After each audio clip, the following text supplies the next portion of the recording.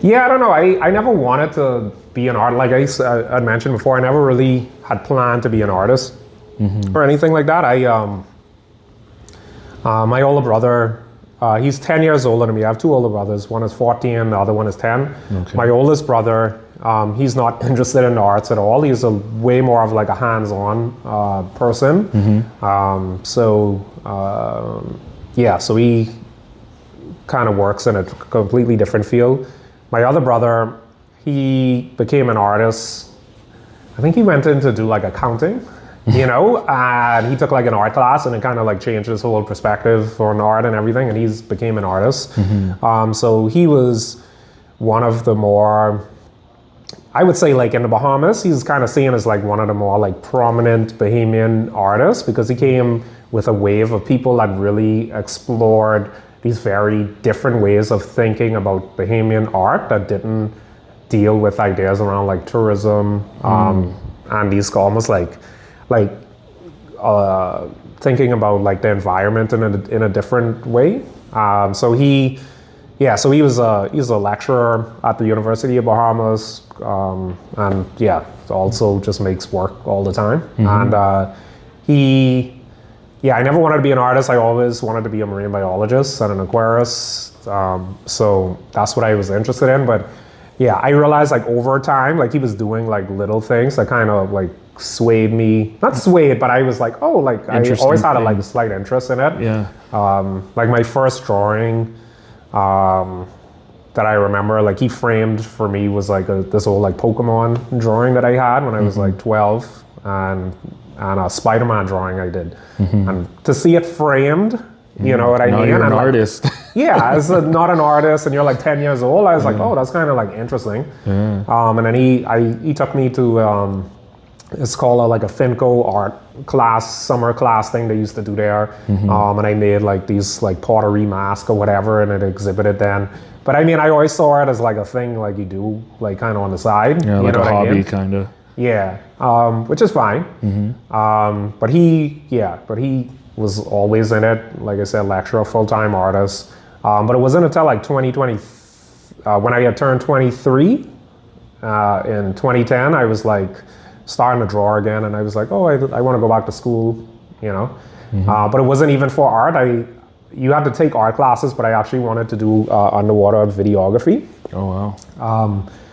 And yeah, I mean, I guess similar to him, after like the first semester, I was like, oh, I actually kind of like this painting thing,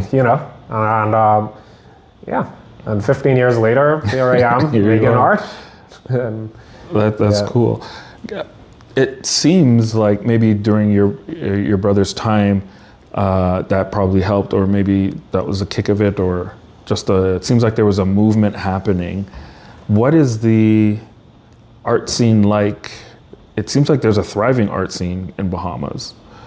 Yeah. It's like, it seems like it's a little bit more poppy than here, but it's actually very, very good, especially for such a small amount of people and a small community. Like the arts is going, it's amazing. Like in the past, I mean, it was always kind of there, but I would say like a big boom started happening around like my brother's time and like his cohort of people.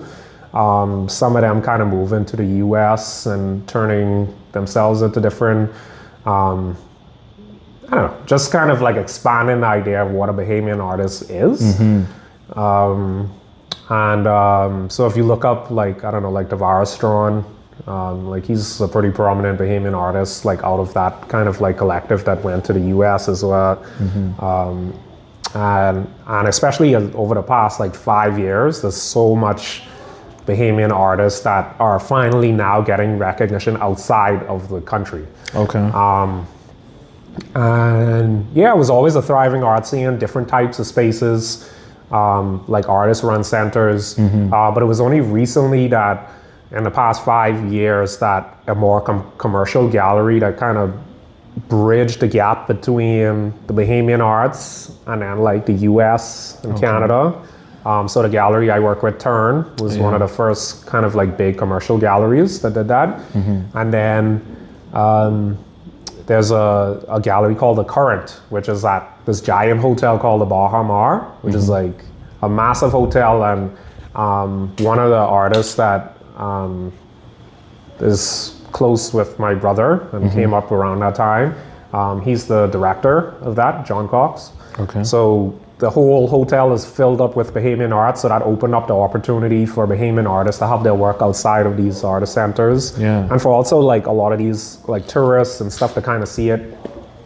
And then they also have a couple galleries there as well, where they do like workshops. You could do like installations and that sort of stuff. And it just opens the gap between, it acts as like a nice middle space for like Bahamian artists to kind of meet up with all of these different people and collectors and stuff.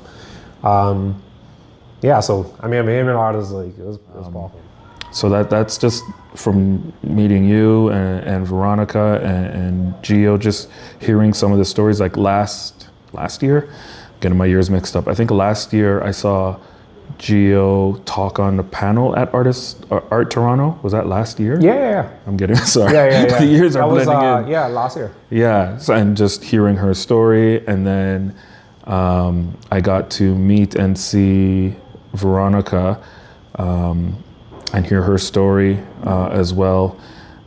So yeah, it just seems like it's a great place that fosters their talent, and there's a community for it. So yeah.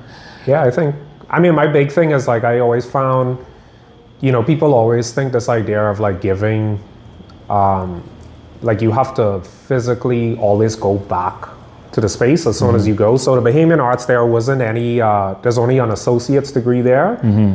So most people, if you want to go beyond that, like you kind of have to go to, a lot of people either go to the US or they go to like Europe, London, you know, for bachelor's, MFAs, etc. But you'll find like a lot of people figure out their own way on how to almost like help. And some of it is like going back and physically being in the space. Some of it is kind of like staying like outside, but then you sort of like build a bridge that kind of connects. You kind of create like a pipeline for people to kind of like, okay, to follow, cross over. Exactly. So so when we did our MFA, for example, we worked with a lecturer who was also one of the heads of drawing and painting there, Irene Sova. So my partner Gio and I were doing our MFA, and she realized that there was like Bahamians working and doing an MFA. So she asked us to be a part of this grant proposal that essentially the idea was to connect Toronto with the Bahamas. Yeah. And so what we ended up doing was creating this kind of like program that allowed Bahamian students to come to Toronto and do a residency for 2 weeks, and then they worked with Canadian students at OCAD, or students at OCAD, and then they put on a show. But then those students, when the Bahamian students went back to the Bahamas, the students from OCAD also went back to Bahamas, so they did a residency in the Bahamas for 2 weeks and put a show over there. Oh wow! And that kind of opened the doors a bit, and you'll find like the OCAD students, they just had, they were in the Fuse Art Fair, which is a Caribbean art fair that's in the Bahamas now, so they went down there. We've had like John Cox come up here to do workshops, Antonius Roberts, who's another Bahamian, prominent Bahamian artist, and one of like the fathers of like this kind of like newer wave of Bahamian art. He's been doing it for quite a while. So he was up here doing like workshops and stuff like that. So it's like, you kind of like build that bridge. And other artists in different countries who've like moved from the Bahamas kind of figured out their own ways as well of dealing with that. So as you say that, I think you guys came on my radar through another Bahamian artist, hope I'm getting the name right, K-Shell. Yeah, K-Shell knows. Yes, because she had something with Gordon Shadrack at United Contemporary. And I think Gio was like the moderator or something. Yeah, she did a talk. Yes. So at that point I was like, well, that's interesting. And then I guess I started following K-Shell, and then probably Gio, and then somehow probably through that I saw your work. And then you had the exhibit at Belinda House or Gallery House. Gallery House, Yeah. run by Belinda. Yeah.